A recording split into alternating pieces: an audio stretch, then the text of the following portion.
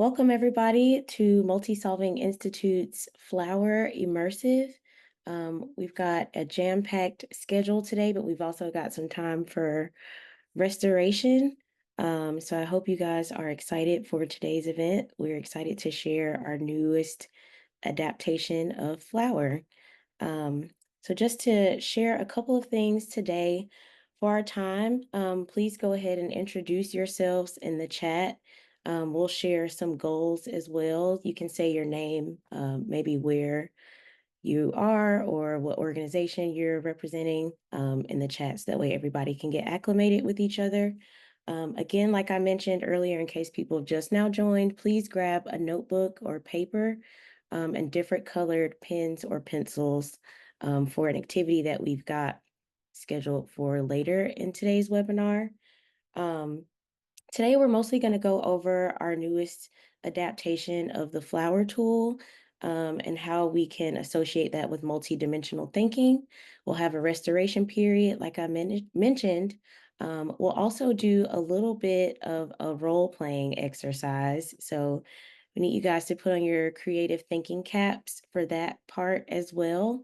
And then we'll end with a Q&A discussion period today as well. A practice oh, I'm sorry, before I jump into this, I also wanna introduce, the Multisolving Institute team. We've got Dr. Beth Sawin and Stephanie McCauley, who are members of the Multisolving Institute team as well. Beth will be here for technical support, and we'll also be dropping some links in the chat as we go through today's presentation, and Stephanie will be here for support as well. So thank you all so much again for joining, and let's jump into it. So first, one thing we'd like to do, and Beth is going to drop a link in the chat, we'd like to do an Indigenous people land back acknowledgement. So I'm going to read this statement here that speaks to this. The link that Beth is going to drop in the chat will allow you to enter in your address or where you currently are at this moment, so that way you can see the lands that you reside on that historically and currently are belong to Indigenous populations. So with that, Multisolving Institute's office building is on the stolen lands of the Piscataway and the Nacostonk or Anacostan people. We recognize the immense harm caused by centuries of genocide, forced relocation, boarding schools, and other forms of attempted cultural erasure and injustice. We acknowledge that Black, Indigenous, and other communities of color are disproportionately impacted by climate change, and also recognize the tremendous strength of these communities and their powerful leadership for climate change solutions. So we're asking everyone to, in the chat, once you've had a chance to click on that native land link, to drop in the names of the native lands that you currently are on. And for context, the lands where our current office building are currently known as DC, or District of Columbia in Washington.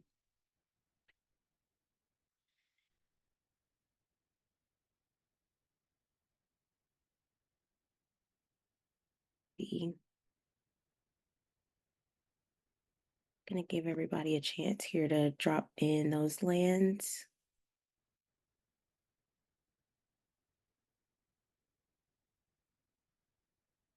Great, thank you.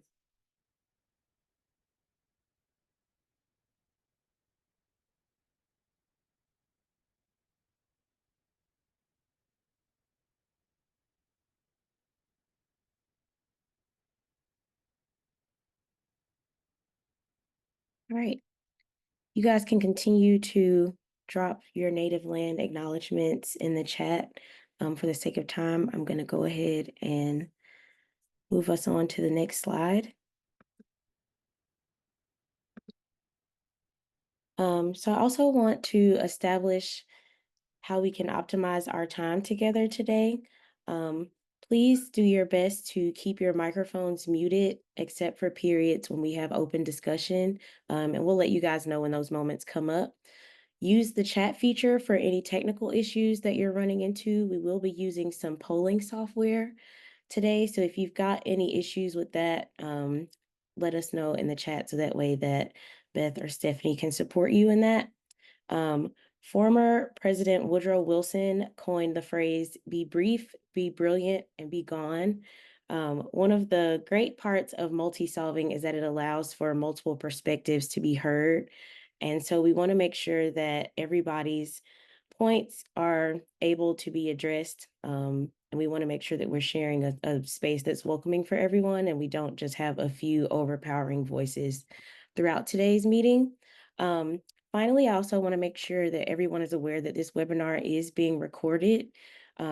After today's webinar, in about a week or so, we will have this posted on our YouTube channel as well as on our website. So please be mindful of that as well.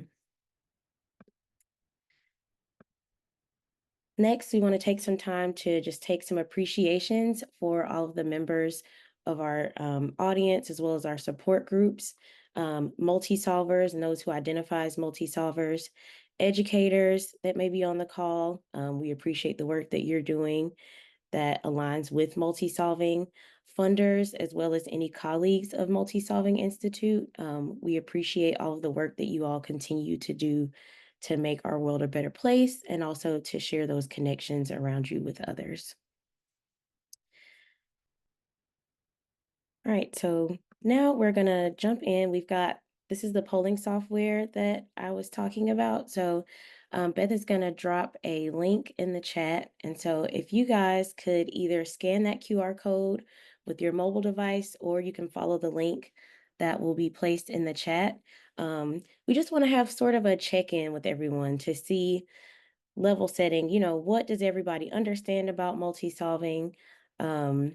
And just to get an idea of the space that you are currently in. So the question that we are going to ask is who, what, where do you protect and care for?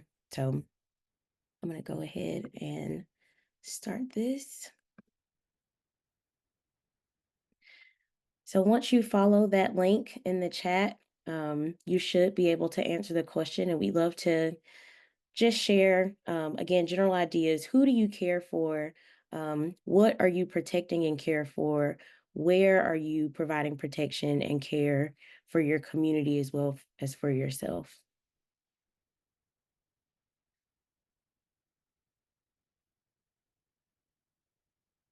Kids, yep.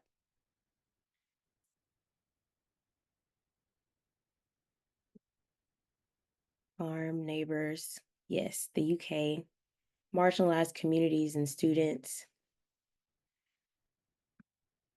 I think we can already see some common themes within the audience of what are some very important people and places that you're all supporting. Health, kin, animals, I see is another one. Non-humans, yes, habitat.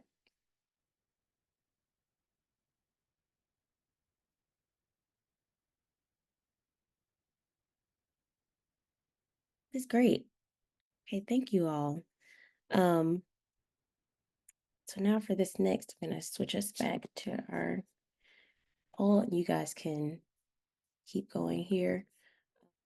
Okay, so now we're gonna go into talking a little bit about what multi-solving is, but I think before we do that, a lot of you probably are familiar with this term. So we just want to know in your words, and you can drop these answers inside of the chat. What do you think multi-solving is? So when you think about multi-solving, Liz says common sense. We like to think that multi-solving is also a common sense solution as well. Finding solutions that resolve multiple issues. Yes. Thank you, Ariel. Win-win solutions, solutions that are intersectional, a form of systems thinking. Yes, that's a great definition of what multi-solving is. Expansive problem naming and solving. That's a great one. Meeting multiple needs at once. So it sounds like we've got a room full of multi-solving experts. I think we still want to take a few minutes to really define what multi-solving is for everyone, but it sounds like everyone has a very clear understanding of what multi-solving is. And I hope that as a member of the Institute that you all can use these practices and take these definitions into the work in your everyday lives as well. So with that, we're going to switch over to our definition of multi-solving.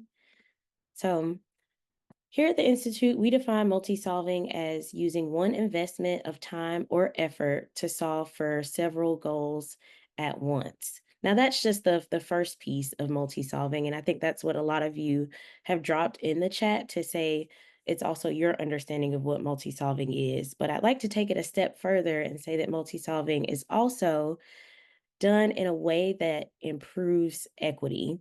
So I want to pause here because I think that equity is a term that oftentimes sort of gets thrown around and is part of DEI and some of the buzzwords that we're all sort of hearing right now. And really take a moment to level set and define what is equity. So I'm going to use this picture here as an example, a visual example. I'm a visual learner of what equity is. So equity, as defined by our friends over at Partnership for Southern Equity, is to create conditions that enable just and fair inclusion into a society in which all can participate, prosper, and reach their full potential. So I want to also take a moment. We are very excited that we've got an upcoming book, the multi-solving book that is written by Dr. Sawin, and she can drop a link in the chat if you would like to pre-order a copy of that. But equity is such an important tenet of multi-solving that it's actually the only property of multi-solving that's got an entire chapter dedicated to it. So I want to take a moment to take a quick excerpt from the chapter to share that with you all. So you can look at this as sort of a sneak peek into the book. So here's the excerpt. So, what is equity when viewed through a systems lens? I would submit that equity, or lack of it, is a property that emerges from a system structure. The arrangement of stocks, flows, and feedback loops in a system produces whatever level of equity the system displays. The system structure influences whether people are paid equally for equal work. It shapes which groups have access to education, safe housing, and clean water, and which groups do not. So as you can see from the photo here on the screen, equity does allow for maybe the person who's got an advantage already. It's not necessarily that they need an extra boost, but the person who was born sort of without an advantage, they have the additional resources and the support that they need to also be able to watch the ball game. But unfortunately, the reality in a lot of our situations is that the person that's already got the advantage, systems are already built in place to continue to support them, although they might not necessarily need that advantage in the same way. And as you can see, the other person here who really needs that advantage is just totally blocked and also is even further down from the reality of where people with an advantage might live or might stay right now. So I think ultimately, we've got like a sense of equality, and that's not necessarily the best idea either. And so that's why we really sort of emphasize equity over equality. I think in a world where liberation that truly happens in a just way means that there wouldn't be a need for Multisolving Institute. And maybe we can get to that point one day. I think it's all of our goals to work ourselves out of a job. So hopefully, one day liberation can be a reality, but in the meantime, equity is ultimately the goal that we want to watch from as well. So next, I'm going to continue on with our definition of multi-solving. So in addition to equity, it also strengthens a web of relationships and a worldview. I think a lot of times people work in silos. A lot of times people are working in a way where you don't necessarily get to have the privilege or the opportunity to think about things that are happening in the world and how those things might be also impacting you. So when you're thinking about multi-solving, one of the things that we really want to emphasize is that you're building connections with others, but also that you're doing it in a way that helps to support your understanding of how things across the world are also benefiting or potentially harming you. So that way you're looking at yourself more as a global citizen as opposed to a citizen or a resident of where you are in that moment. So we're going to get ready to go back to our polling software with this question to make sure that we've got an understanding of what multi solving is. So if you guys could go back to that poll everywhere link, what are some examples of multi solving in your community? Now that we've got an idea of what multi solving is, the way that that's viewed as a worldview, the way that that supports equity, what are some of those examples of multi solving?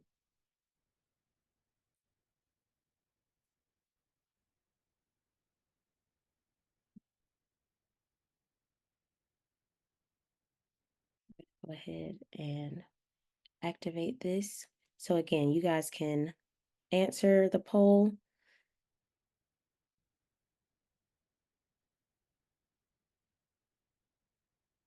and we'll watch these come up in live time together.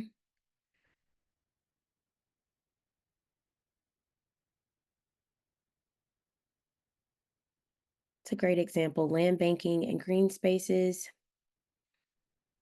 I think I'll share, as you guys are entering into the chat, what are some examples of multi solving in our worker community.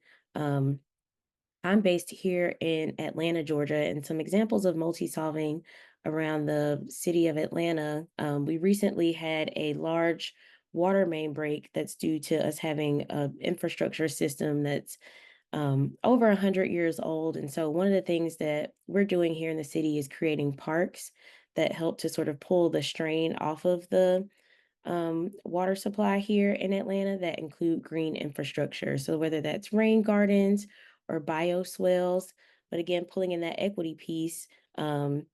We have people who work directly with our Department of Watershed Management to share their expertise on that as well. So again, like people mentioned, community gardens to help support with food deserts that might exist in your communities. Libraries. My mother is a librarian, so they hold a special place in my heart. And I think that they are excellent examples of multi-solving in all of our communities. Solar lighting at night to improve light in areas that receive load shedding, decreasing crime, increasing business and socializing in centers of communities. That's a great one. Library economies, sustainable transport, bike paths. I don't know who said bike paths, but you're onto something for later on in our presentation. So keep that in mind. Heat index test. Yep, green infrastructure. Excellent. Okay, great. We're gonna go ahead now. So thank you all for sharing those. What we're going to do next is jump into a camera off art reflection. So I mentioned earlier, um, if you guys could grab a pen or pencil. So if you have your camera on, feel free at this moment to turn your camera off. Um, we're going to do a little bit of an exercise to give ourselves a little bit of a break since we've got a long time together today. And I want everyone to think of a time where you worked with other people, reflect on how you felt, what it was that you were working on, some different outside factors in your life that may have impacted how you could show up in that space at that time. What were you able to accomplish? Is there a distinct smell that you remember while you were working with others? Maybe it was coffee, maybe it's the smell of sandwiches, maybe it's fresh air because you were volunteering outside. Really immerse yourself back in that space.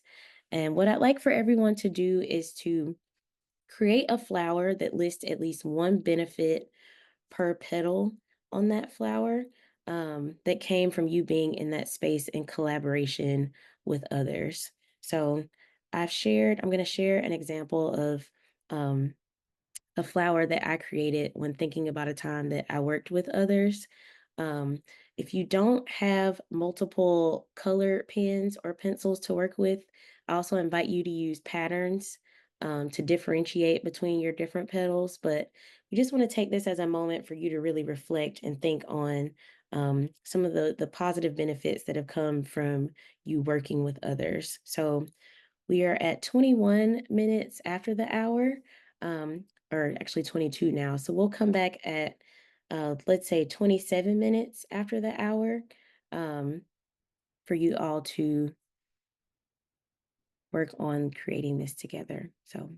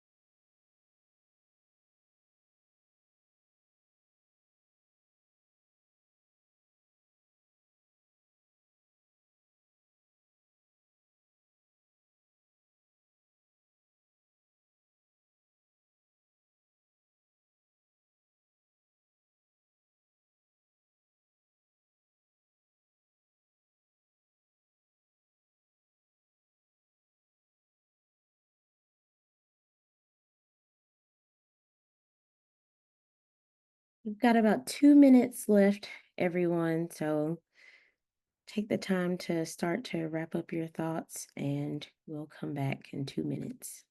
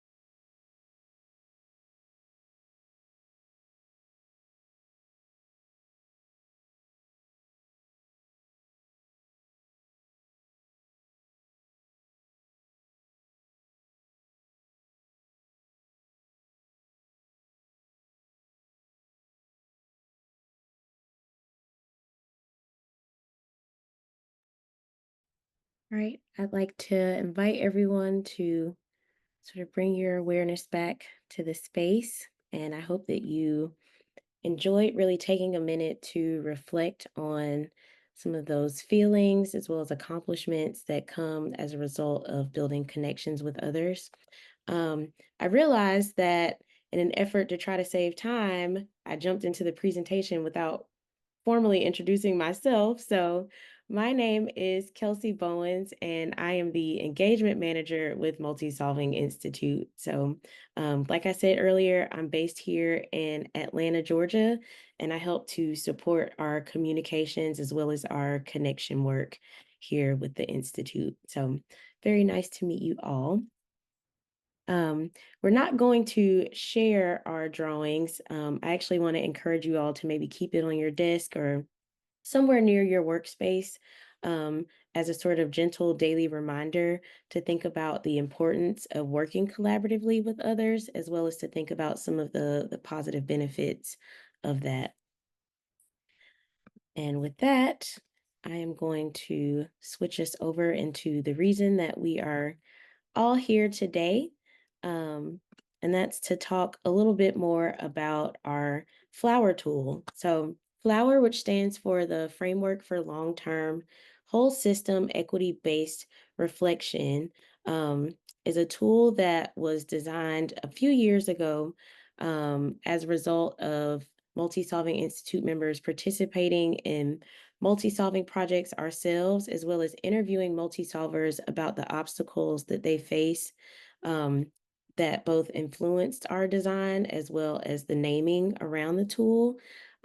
It started out as a pencil and paper or a whiteboard exercise, but we found over time that that was pretty limiting in some ways. And so we've been working with Chris, who I'm not sure if Chris is on the call, to help us develop out this tool, to create an online version so that way we can offer more features of the support of this tool. Flower is a tool that's meant for inspiring more effective conversations and joint thinking. If you're in a community meeting or whether you are working with an organization and want to find ways to work across silos and with different departments, we're hoping that this is a tool that is backed in research to help support the importance of why that type of work, or why work should happen in that type of way, I should say. So, this is just a screen grab um, from Flower, and we're going to do a little bit to make sure that everybody has a orientation and an understanding of the tool. And the best way that we're going to do that is with a role playing exercise. So, for today, for the next few minutes or so, we're going to switch gears. I am no longer Kelsey with Multi Solving Institute. I am now officially Kelsey with the City of Greenfield mayor's office. And we'll assume that Beth and Stephanie are also Greenfield mayor's associates as well. So, with that, welcome to our community climate assembly. Today, we're going to be tasked with a couple of things, and you all are going to go into breakout rooms where you will discuss with other people some different ideas about what we can do to better support our city in a multi-solving way through a project. So, with that, your first task is that you all represent residents from all segments of the imaginary Greenfield city. We recently acquired a parcel of land that is near the city center. Your task is to work together in small groups, and you're going to build upon three initial ideas. Once we're done in our breakout groups with those initial ideas, we're going to use the flower tool to build out three different flowers that support those three different ideas. From there, we'll all vote on which idea we think will make the most positive impact within the city of Greenfield, and um, that is a project that you all are gonna recommend to our mayor team that we should implement for this new parcel of land. So again, like I mentioned, there are three different ideas, but there are also three different groups that are represented here. Beth, Stephanie, and myself are here from the mayor's office, and our mayor's up for reelection this year. So she wants to make sure that she is supporting the needs of the people, but also getting off the original idea that she campaigned on, which is that we've got to reduce the city's carbon footprint. So keep in mind that that is a goal of whatever project that you guys are working on. You have to reduce the carbon footprint. But also, you're going to need to meet the needs of the other community based organizations that are here with us today as well. So, the first of those groups is the Greenfield Community Association. Their top priority is to improve health and reduce chronic illness. The other thing, some secondary goals of the community association is to make sure that we're building a stronger sense of community and connection. Again, this parcel is in the city center, but that's not where all of our residents are. So we want to make sure that residents who are not necessarily in the city center are also feeling like they can be included in this as well. Finally, we need well-paying jobs. What's a community without an economy that can support the people that live there? They also need to be able to work there as well. Our next group is the Greenfield Conservation Commission. You all have made it very clear that you've got one goal, and your one goal is to protect native pollinators and making sure that we can support any of the biodiversity that we'd like to maintain here within the city of Greenville. So what I'll do at this time is switch over to the flower screen before we jump into some of our initial ideas. So this is the Flower Tools opening site. As you can see, there is a welcome pop-up here that also includes a user guide that we are currently developing, as well as a link to visit Multisolving Institute's website. So from here, you can close out and you've got two options of where to start. You can start with assessing the need, or you can start with creating flowers. So for today, we're going to start with assessing the need. And in this section, you'll see some bars that show you some of the different benefits that could potentially come from this project. So jobs and livelihood means you're providing meaningful work at a living wage, and also making sure that you're building assets in your community. Resilience, how are we going to support people's capacity to survive or even thrive in the face of disruption? I think that's something that we all can relate to. Built environment includes any housing, mobility, energy infrastructure, to make sure that living, working, and getting around is accessible as possible. Food and water, we want to make sure that we're always increasing access to healthy food and clean water. Climate protection is anything that this project can do to reduce greenhouse gas emissions or boost carbon sequestration. Um, Next, we've got biodiversity. So we want to preserve the variety of life that we've got on Earth. Health and well-being. We want to make sure that overall your well-being is creating a safe living and working environment. And then finally, a sense of connection. So making sure that people feel more connected to each other as well as to the natural environment around them. So these are the different benefits that we think come from multi-solving projects. And also you could say a representative of the goals of each of the groups that we just discussed are here with us today. So on that note, here are three initial ideas that we're going to work with. One is to create a walking and cycling path through the parcel that's going to connect outlying neighborhoods within the city center. Two is a solar array, or solar panels, I guess we could say, that make sure that we're sequestering energy in a clean way. And then finally, we could use the parcel for community gardens. So these are the top three ideas that we've heard from these three different organizations. What we're going to do is we're going to break you all into groups where you're going to work on each one of these ideas. So the way that we're going to do that is, and I'm going to show you guys an example of the workspace before we jump into it. Here's an example where if a farmer's market was the initial idea, that will be up here on the top of the screen. And then you've got this matrix here. So that goes back to those different benefits that I just showed you. What you're going to decide is, will a farmer's market make a better connection? And if so, why is that the case? Any additional considerations that you think of as you're deliberating within your group, we've created an extra space on the right of the screen where you can add some of those thoughts there as well. And you're going to go through that for each of the benefits. Make sure that you mark if you think that a farmer's market will make it better, if it'll make it worse, or if it will make it the same. Um, the way that the breakout rooms will work is that the number that your breakout room is in, when you get to this flower immersive workspace that I'm showing here, you'll see that we've got blank pages. So if you're in breakout room number 1, then you will be working on the walking and cycling path. If you're in group number 2, you'll be building the solar array on the parcel. Or if you're in group number 3, you will be using the parcel for community gardens. So with that, before we jump into our breakout groups, I want to share some of the instructions for your group. You'll choose a facilitator who will share their screen and also type the answers into the worksheet. You'll also need a timekeeper who will keep an eye on how much time you guys have left to deliberate. We're going to give you all about 20 minutes or so to really deliberate through this idea.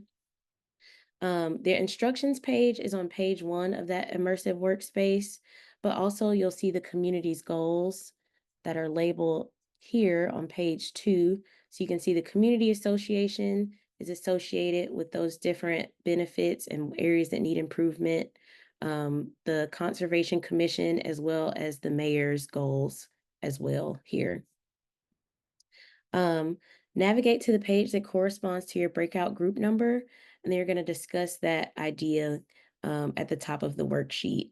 Like I mentioned, you're going to put an X for if you think that the project will make that benefit better, worse, or about the same. And then we want you to also explain your reasoning behind that as well. In the course of your discussion, you might find ideas about how to improve on that initial concept. So again, please record that in the colored box at the far right of the screen. You've got about 20 minutes. If at any point you need clarity or you need help with a technical issue, if you could type that in your chat, or you can send that message directly to Beth or Stephanie or myself, and one of us will jump into your breakout group to help support you with that work.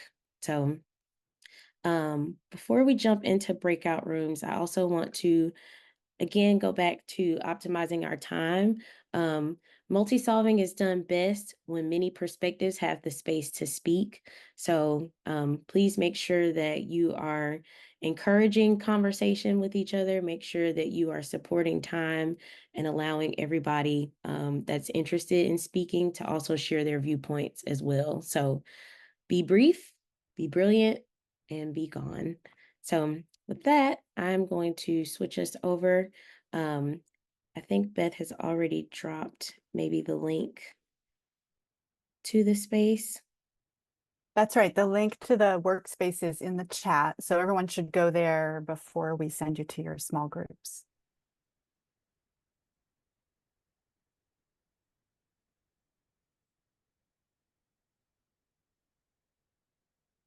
And I see people are landing there, Kelsey. So should we go ahead and set up the breakout rooms? Okay, yep. So we'll go ahead and set those up. Okay.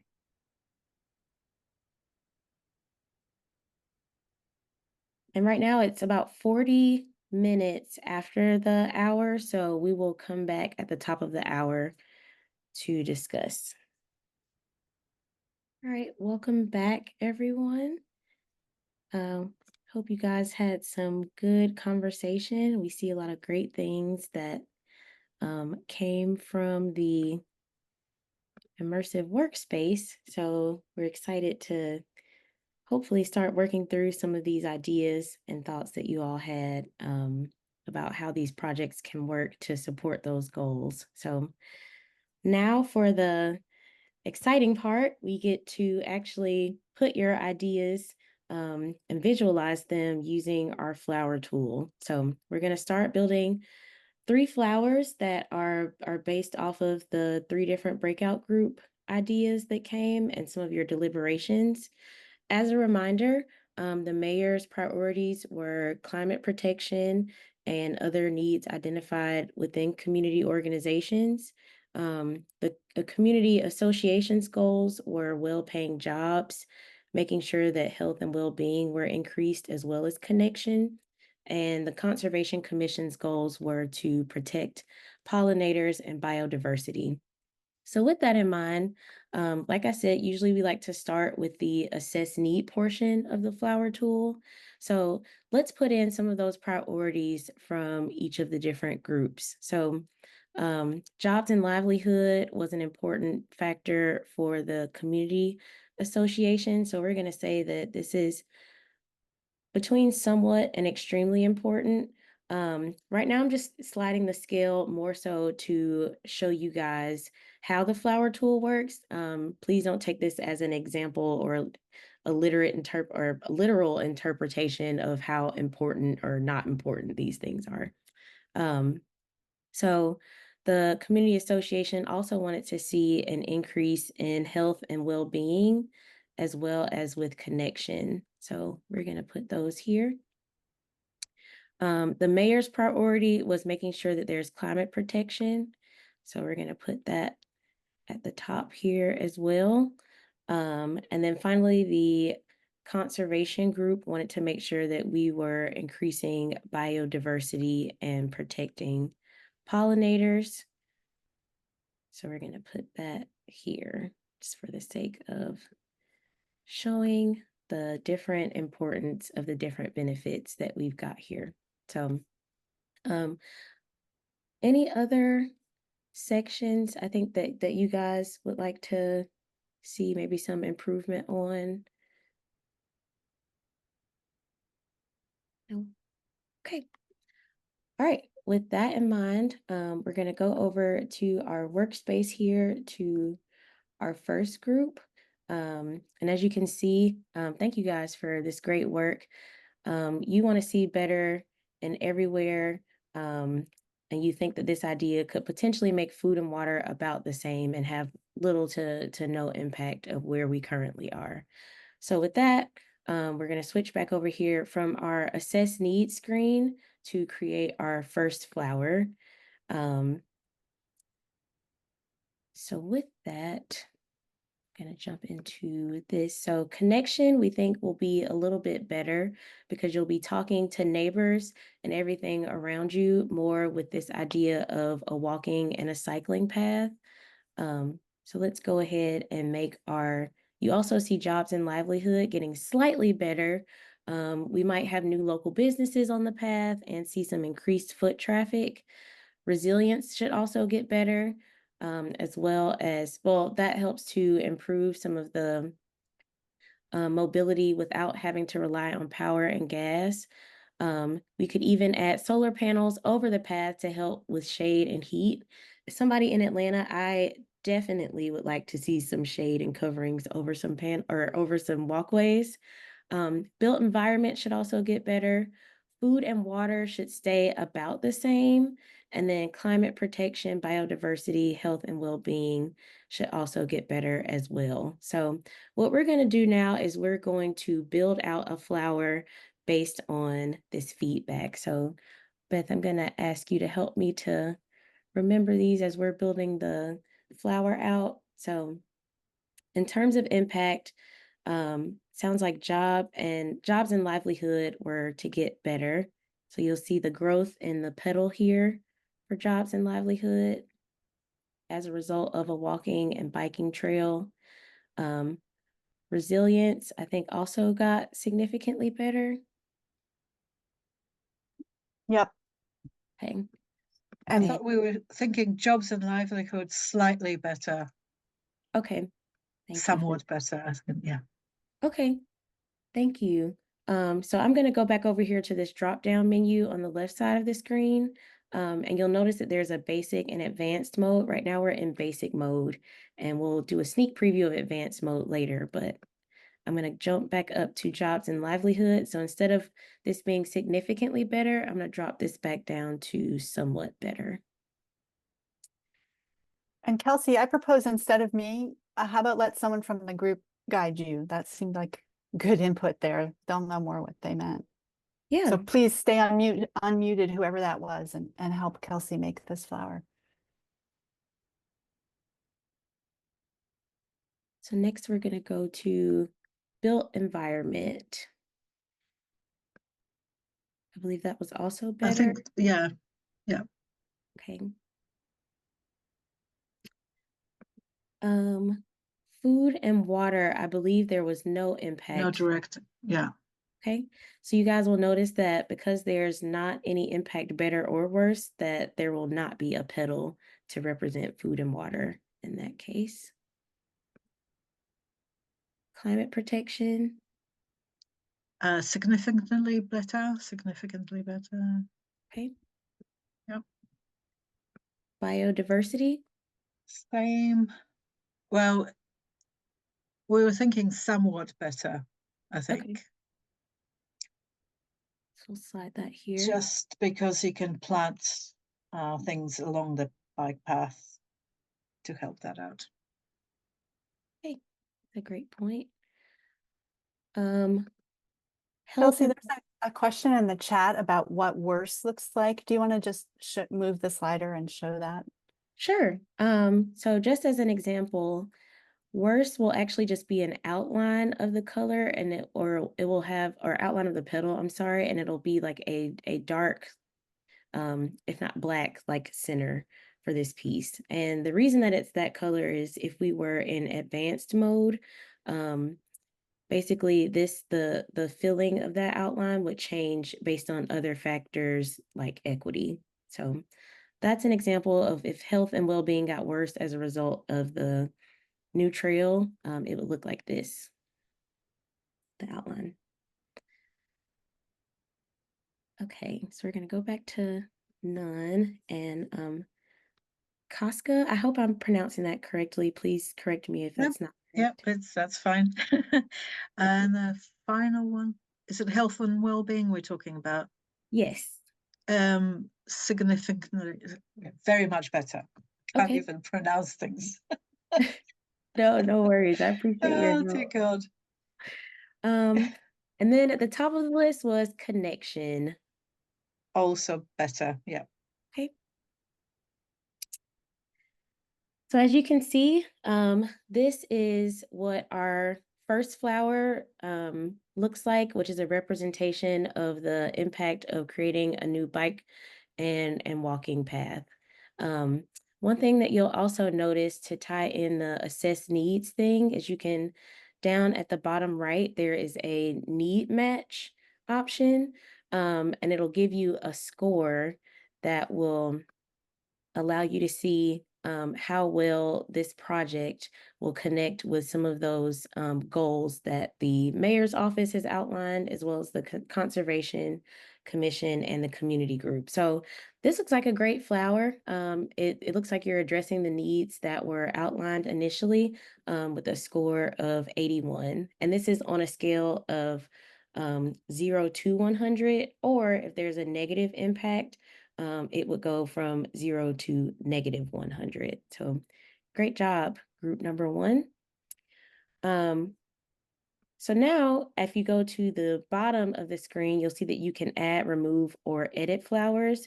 We're going to create flower number two, and you'll be able to side by side compare this.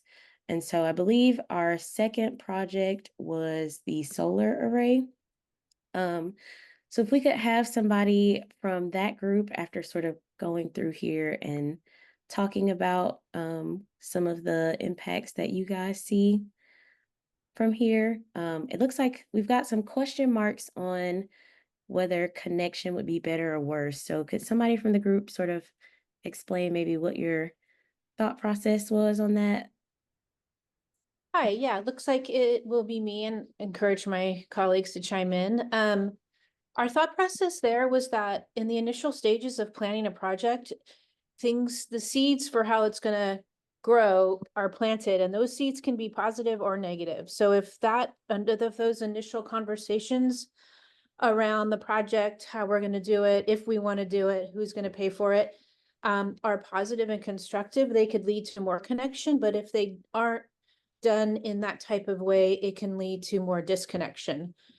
So maybe we didn't understand the prompt, but that's kind of what we were thinking around that question. Yeah, I think that that raises a really good point, and it also speaks to another feature of the um, Flower app where I'll show it quickly later, but you can actually create like a time to show like if you plant the seed of connection, maybe initially, if it can get better or worse over time. So I think that's a great consideration. Um, I think that we will go ahead for the assume that the initial planning will include key community stakeholders. And so for that, I would say that it would lean towards better if that works for you all. Yeah, hopefully. Yeah, absolutely. Okay, great. Um, so next it looks like jobs and livelihood will also get better. Um, It seems like there's an opportunity for community members to build up skills, and also to upskill. Resilience should get better because the placement of the array would be well thought out, and you collaborate with power utilities that to make sure that the power was distributed locally, and battery storage is also a community owned asset. I think that's great, especially when you think about the equity piece of multi-solving. So great job on that. Um, Food and water, agrovoltaics, like co-planting in the array, solar over water sources to minimize evaporation is also a really great example of multi-solving.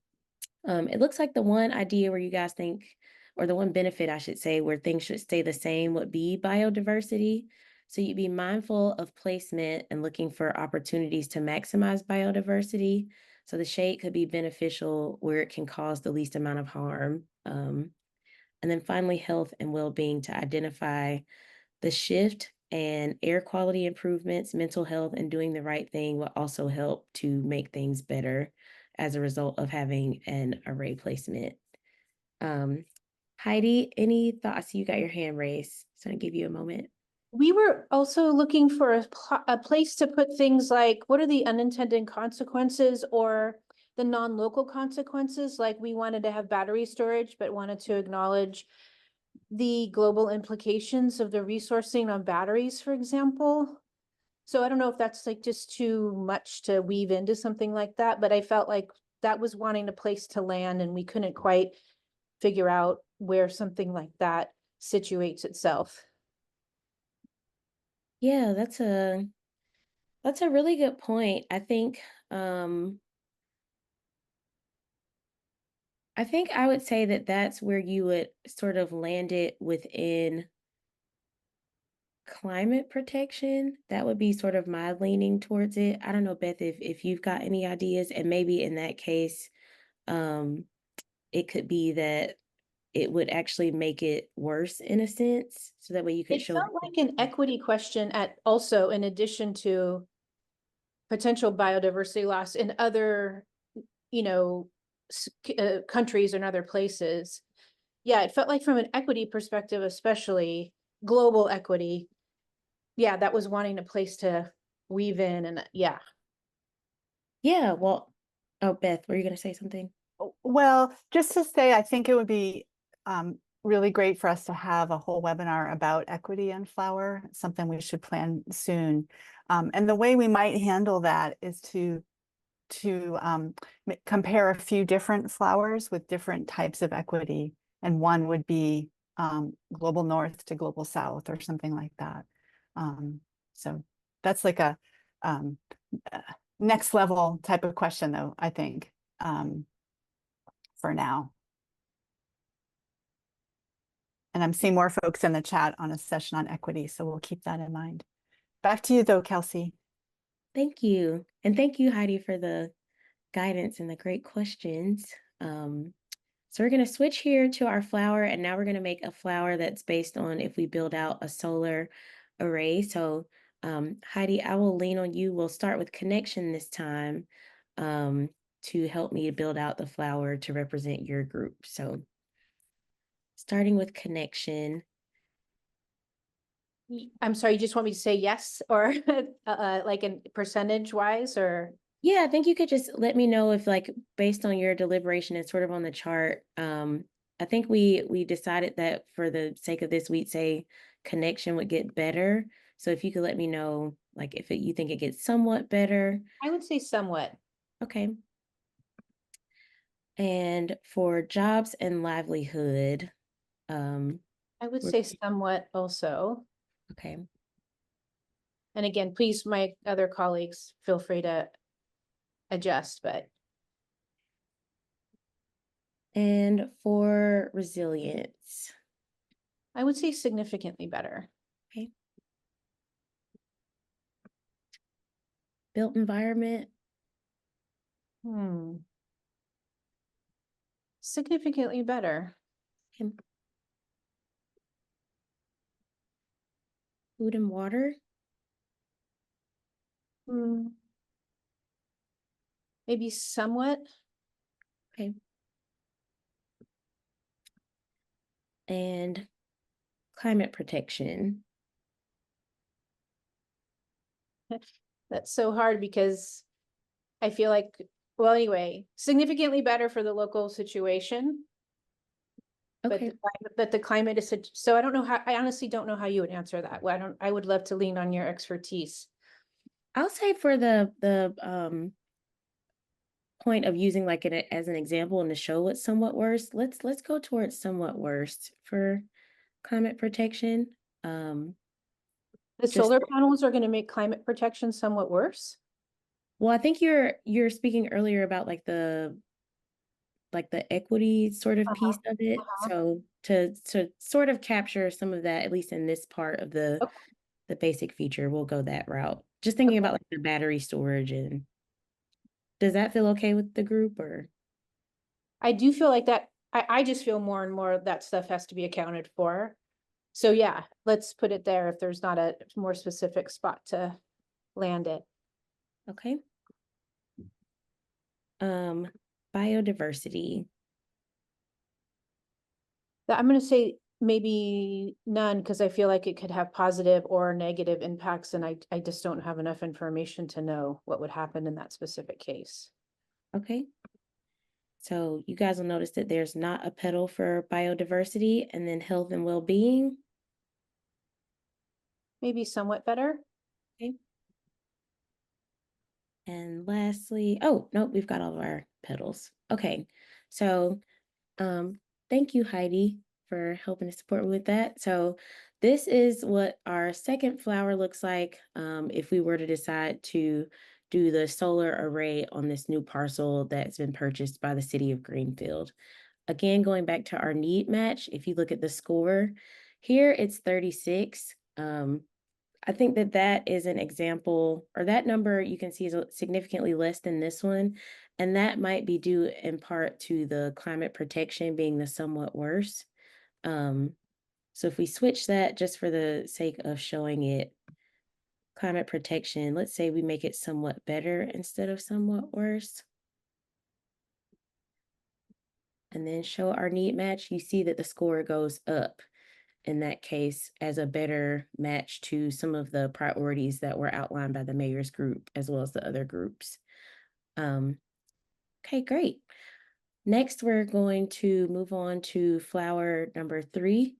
So for breakout group number 3, this was to use the parcel for community gardens. So it looks like this group found that a community garden would make the parcel better and also align with all of the priorities in all of our categories. So if we could get a volunteer to maybe come up, well, actually, I'll go through this sort of briefly, and then we'll get a volunteer to help me to build out the flower.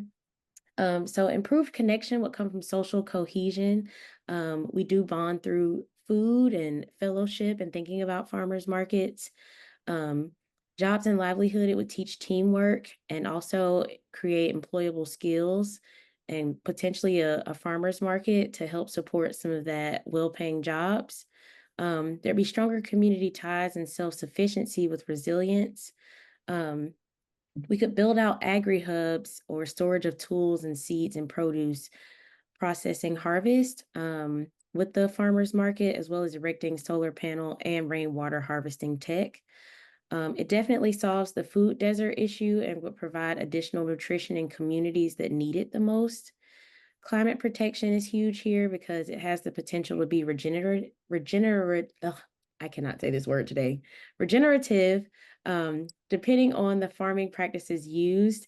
Um, Questionable with greenhouse gas reduction, but it also increases people's connection to the environment.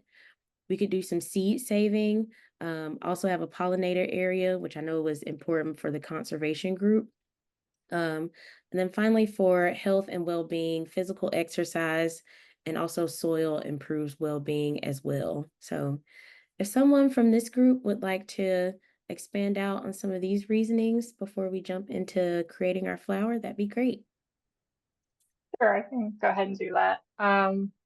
So some of these are new actually since we were talking, so I love that our group is still coming up with ideas. But yeah, I think the connection and the community aspect of it was like a big part of it because it does bring people together, it brings them food, it helps kind of bring all of this interactive pieces together. And it also, there was somebody in our group who mentioned that sometimes we might need to identify extra support for women, ensure that we're using climate safe practices in the community garden, like integrated pest management and, organic and regenerative practices.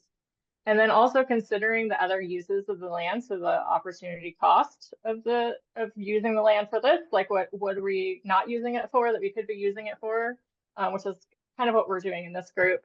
And then just the opportunity for education is really big too, and reconnecting people to nature so that they actually care about the environment and maybe push more towards climate protection in that way. So it's sort of a more nuanced one, but I feel like there's a lot of opportunity in a community garden for multi-solving. And then we also mentioned combining the solar. So like we don't have to just have one solution in this situation. We could have two. So solar and a garden could be combined together to solve even more. Great. Thank you, Ariel. Did I pronounce that correctly? Yep, you did. Thanks.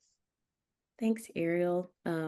Sounds like a lot of great thought-provoking multi-solving happened in group 3. So let's see if the flower tool agrees.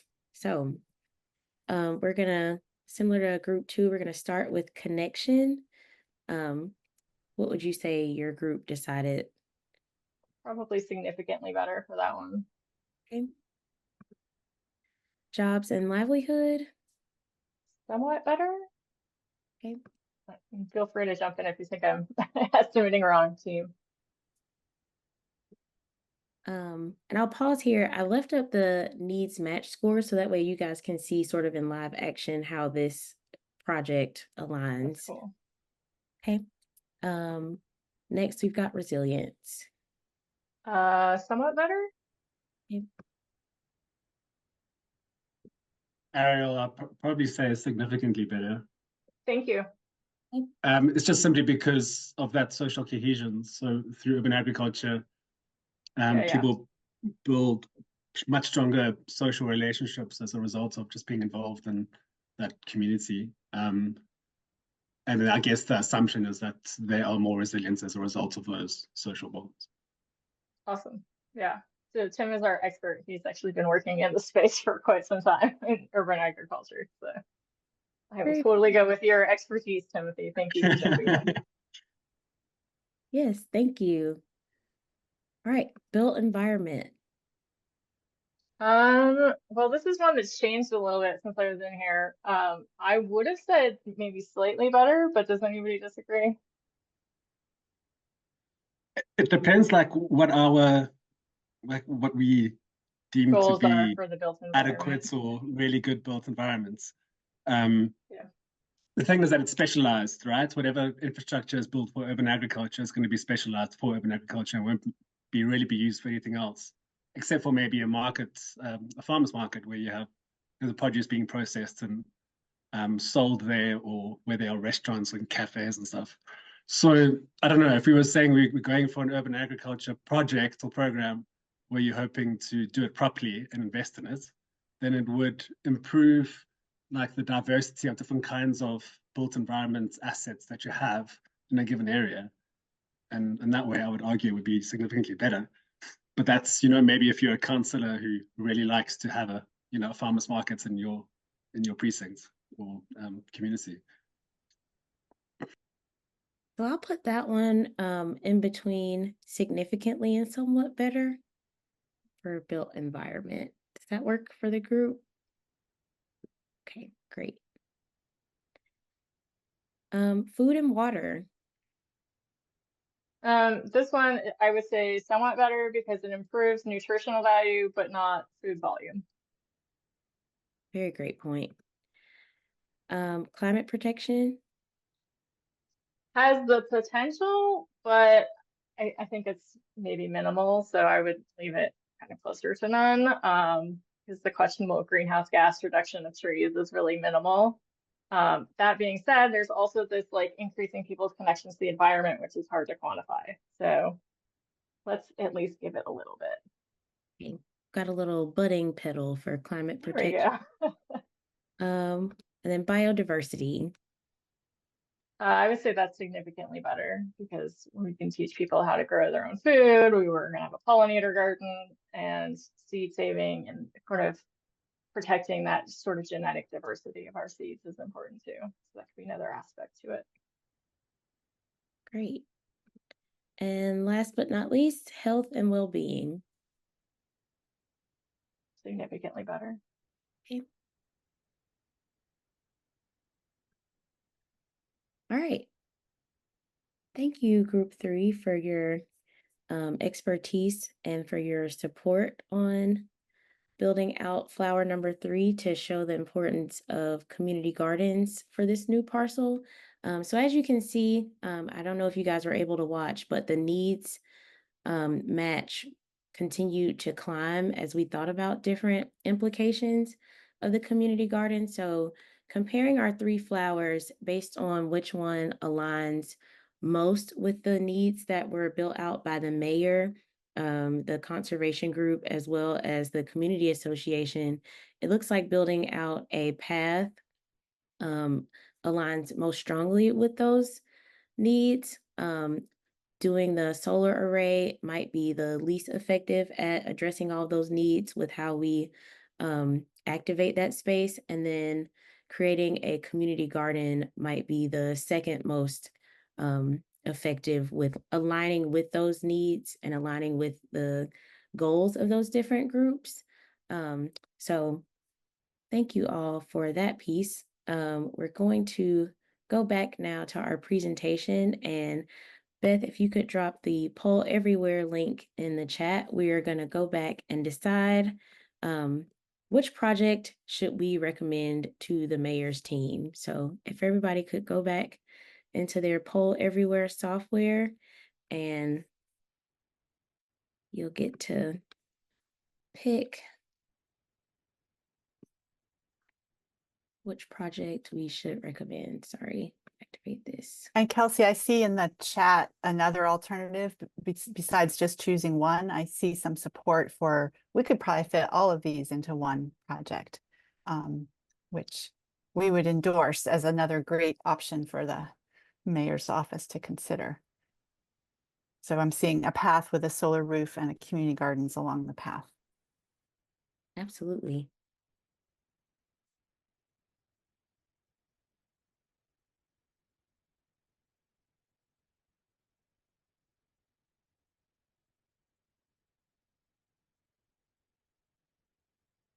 Okay, it looks like, let's see, looks like walking in the cycling path is taking the lead in this hypothetical situation. So we will go ahead and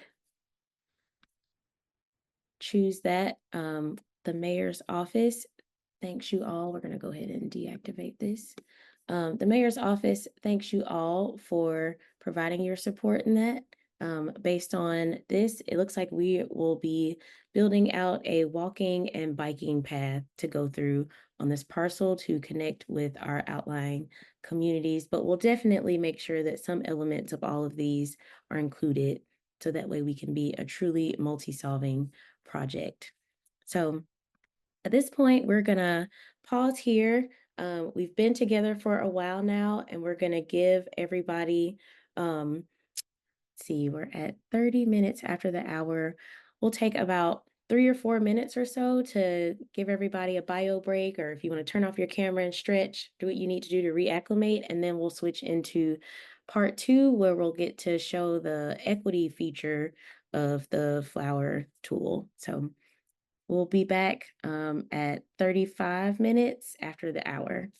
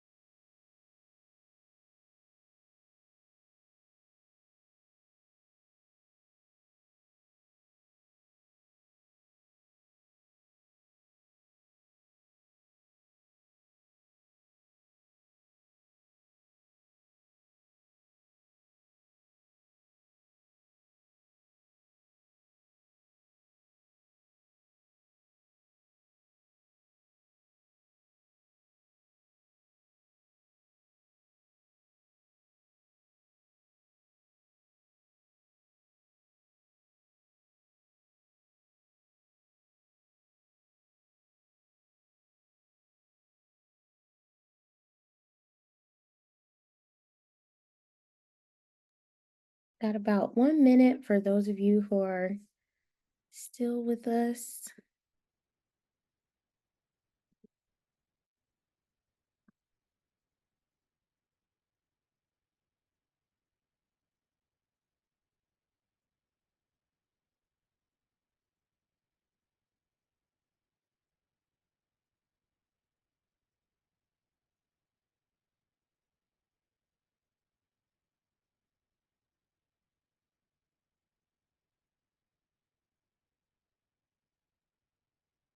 Hey, if you could, once you guys are back, feel free to keep your cameras off if you would like. Can just put like a thumbs up in the chat or use the reaction feature to let me know that you're back so that way we can jump into part 2 here. Okay, looks like I'm seeing some thumbs up.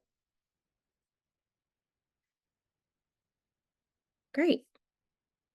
All right, so let's jump into part 2. Heidi, I hope that you really appreciate this because we are now going to talk about your second task, which is a focus on equity. So the mayor campaigned on increasing equity in the city of Greenfield. This parcel is in a historically disinvested part of the city. So now your task is to suggest policies that improve the equitability of each investment. So we'll work on the cycling proposal, but also that's the one that won anyway. So I think that that worked out. So one example of what we could do is thinking about a support for a worker-owned bike repair shop in the neighborhood with a training for young people. I think there was one group, I can't remember which project it was with, but it spoke specifically about providing a training for women. So I think that that's another thing that you could think about when it comes to equity as well. Um, so with that in mind, we're going to go back to our poll everywhere. And if you guys could just share with us what policies could help ensure that the cycling investment increases equity in the city of Greenfield. So I'm going to go ahead and activate this. If you guys could type into poll everywhere, what are some of those policies that you would like to see as a part of this cycling and biking trail that can ensure that equity is a part as well?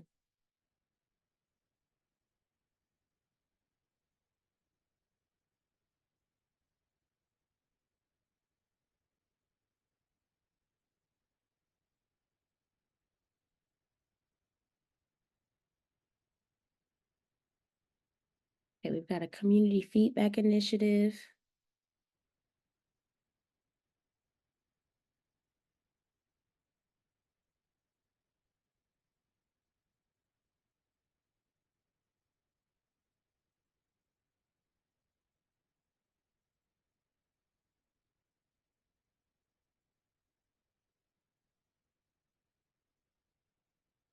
Adding green infrastructure, providing inexpensive bikes to children from low-income neighborhoods. Yes, that's a great equity piece.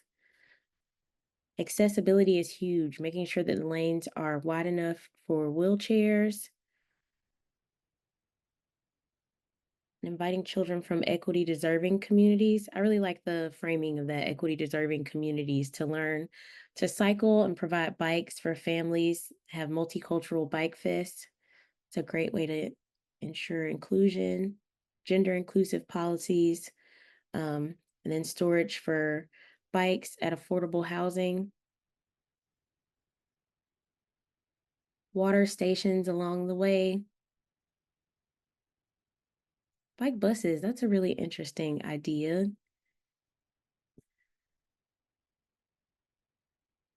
Let's see. Oh, sorry, I missed this one. Program to provide free or reduced price bikes for those that need it. I think that's a great policy that the mayor would be open to implementing.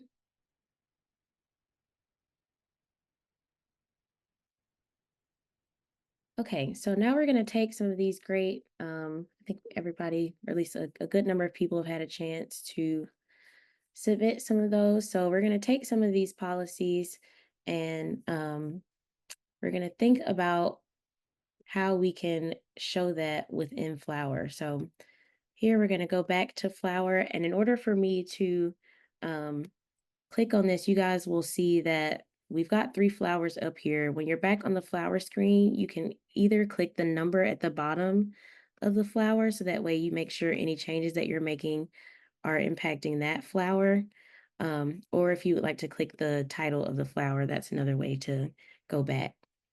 So we're going to switch here from basic to advanced mode, and you'll see that these are our benefits, and you'll notice that the petals have now become a sort of translucent color. And we're going to focus on equity.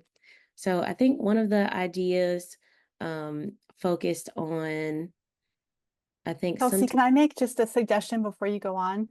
If Yep. you make it in back to one flower mode, we'll be able to see it better. Okay. Just get bigger for everyone.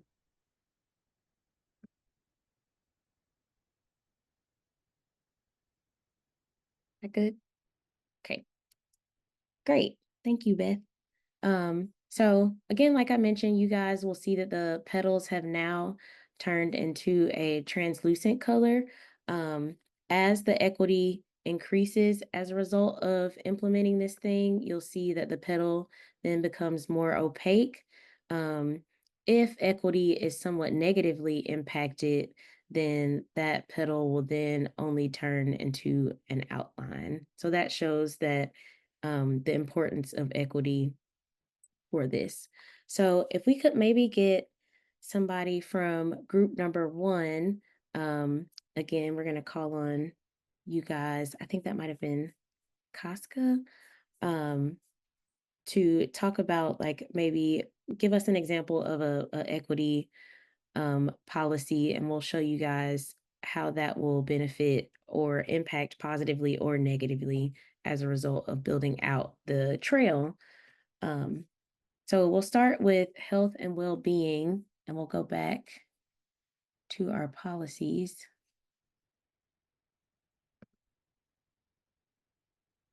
So what do you guys think? And Costco, I won't put you on the spot. Anybody, I guess, throughout the whole group, what do you think would be a positive or negative equity impact that we could associate with the health and well-being?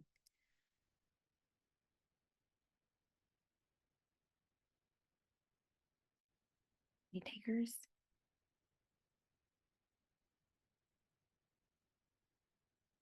Maybe you could put the list up again, Kelsey. It's hard to absorb them all. Okay, yep.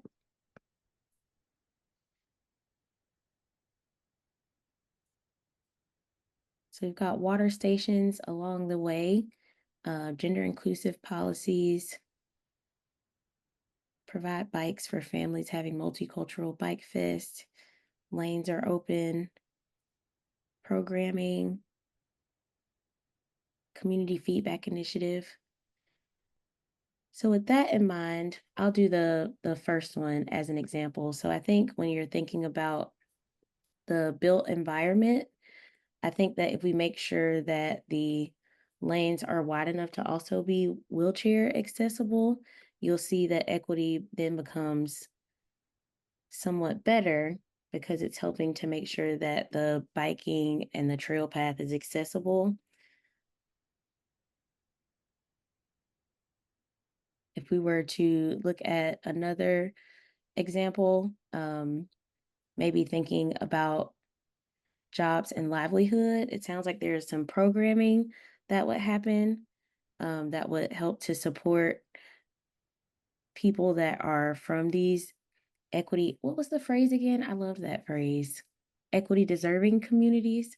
Programming to help to support them as well. So I think that that could also show that because those jobs and livelihood is available for those programs, that would also get significantly better. If we were to implement the multicultural biking fest, I think that that helps to increase our sense of connection from an equity standpoint. So you can see that the center gets more opaque to show the equity implications of that. Let's see, from a biodiversity standpoint, let's say that there is that biodiversity would get somewhat worse because now that you've got more people using the trail, that there might be some kids who go off road and run through the pollinator garden that we've built on the side of it. So that might actually have more of a negative impact within the biodiversity standpoint. So we'll then make this one a little bit more see-through for somewhat worse.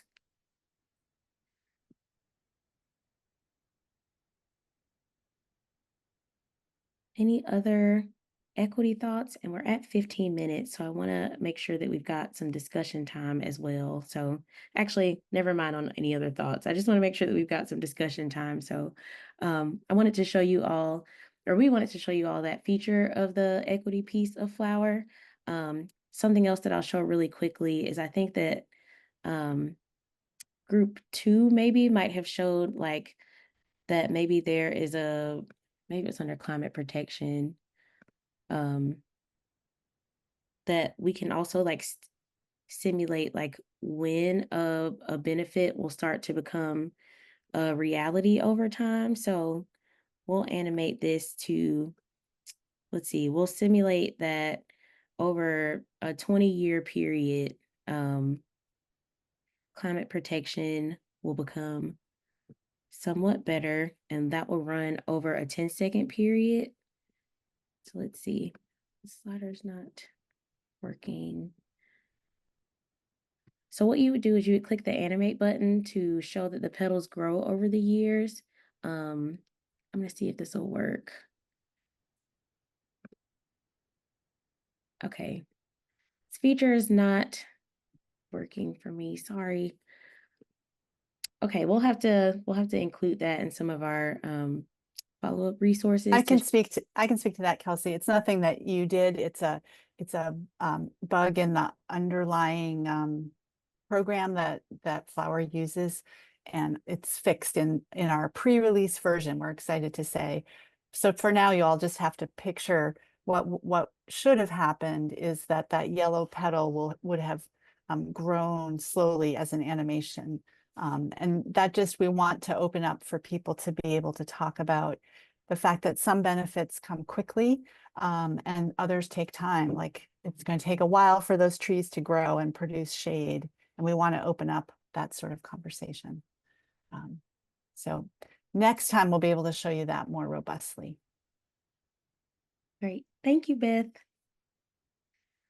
Okay, so with that, you guys are officially done on the Community Climate Assembly, and the Mayor's Office appreciates your support in this. So we've got just around 15 minutes, and we want to make sure that we open up this time for discussion.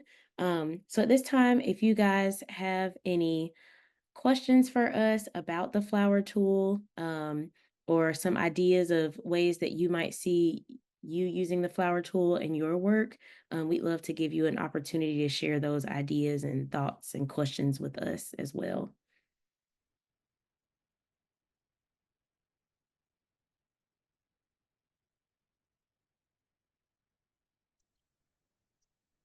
Yeah, I can see this being helpful for helping people think through ways that they could add to their project and get some other things solved along the way, which is, yeah, sometimes not considered because we get kind of tunnel vision-y around our initial vision.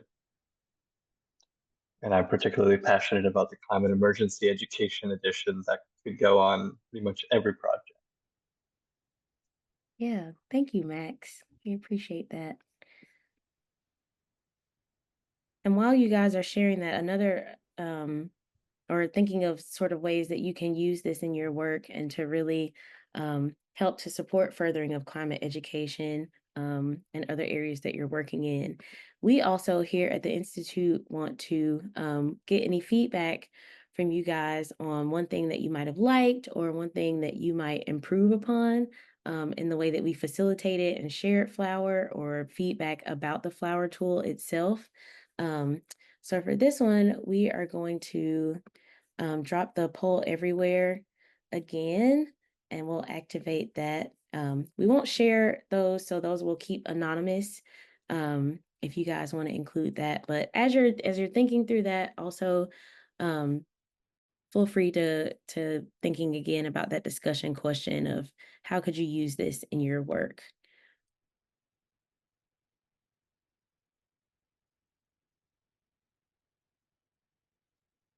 Elsie, I think I missed that. Did you want people to share that is the poll or just out loud or in the chat? What were you thinking?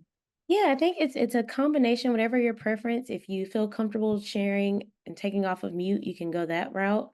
Or if you prefer to share it on the poll everywhere, you can go that route as well. And it looks like Heidi's got her hand up, so I'll give you a moment. Yeah, I just wanted to say thank you. I think a lot about the unmeasurables and how important they are. I just having been an activist and a mayor and all of that for so long.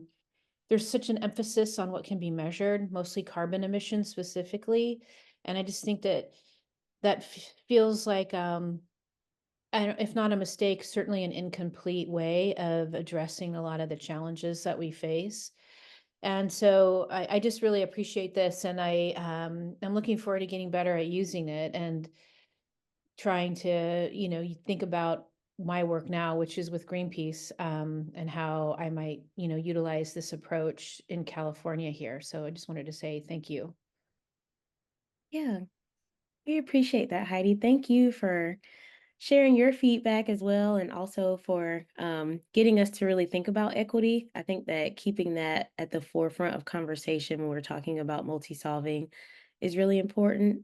Um, and it helps to really create more of a sense of cohesion in the work that we're all doing together. So thank you for that. Um, any other thoughts or questions? And while you guys are doing that, I also want to make sure that we share some upcoming things. So, ways that you can stay involved and learn more. Like I mentioned earlier, the Multi-Solving book is scheduled to get released in November of this year. So, the pre-order link for that is in the chat. Um, you can work with us to apply these tools and understandings of your work by reading through the book, which is packed with some discussion questions and other prompts that you can also share with friends and people that you're working with. This version of Flower will be on our website in the late summer. So I think the best way to make sure that you get the first update on that when Flower is on our website is to subscribe to our newsletter. Um, and that's another way that you can stay involved as well. So, um, looks like we've got one. See, Allison says that I can see myself using the tool soon, especially like how it gently helps people to think through the blind spots in their solutions planning. Yeah, I think that that's a critical um, piece of multi-solving and making sure that you've got those different perspectives in the room. And going back to that global worldview is another important tenet of multi-solving. So we appreciate you for seeing that potential within Flower as well.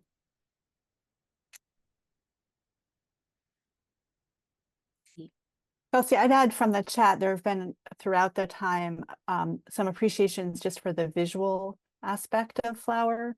So it's really nice to hear that you're finding that helpful.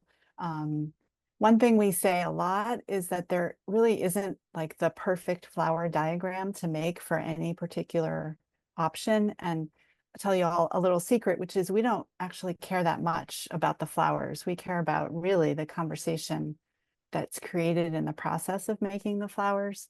That said, there was also a nice little discussion in the chat about the more potentially quantitative side of flower. Like, how do we know sometimes, is this a significant benefit or somewhat benefit? One thing that we hope to do over time is create what we're thinking of as a library of flowers, or maybe I saw someone wanting a bouquet. So I think I'm going to start calling it a bouquet instead of a library.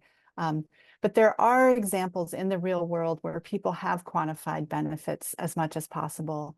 And imagine if you're facilitating with Flower, you could call up that library, right? Like, here's that actual bike path in St. Louis, or here's that wetland project in British Columbia. And be able to show the group you're working with a flower from the real world to further inspire their sense of possibility, but also to help people calibrate a little bit to know which petals should be big and small. So that's a wish list of ours, and I hope someday we can come back and tell you that's available. Yeah. Thank you, Beth. Mm-hmm. Well, I am feeling inspired and grateful for all of you taking time today to share with us. We've got 5 minutes left, so we'll leave the room open in case anybody's got questions or further discussions. But do want to thank you all so much for not only joining today, but for sticking it out for the full 2 hours and really being responsive during our role-playing exercise. You all are the reason that we are able to do this type of work, and also you keep us motivated to continue to build out the research and the support to show that multi-solving is a great way to support how we should work moving forward in a collaborative way. So thank you all so much for sticking with us. Again, room will remain open if you've got questions for Beth or myself about Flower, about Multisolving Institute, or any of the above. And we hope to see you all at some of our upcoming events in the future.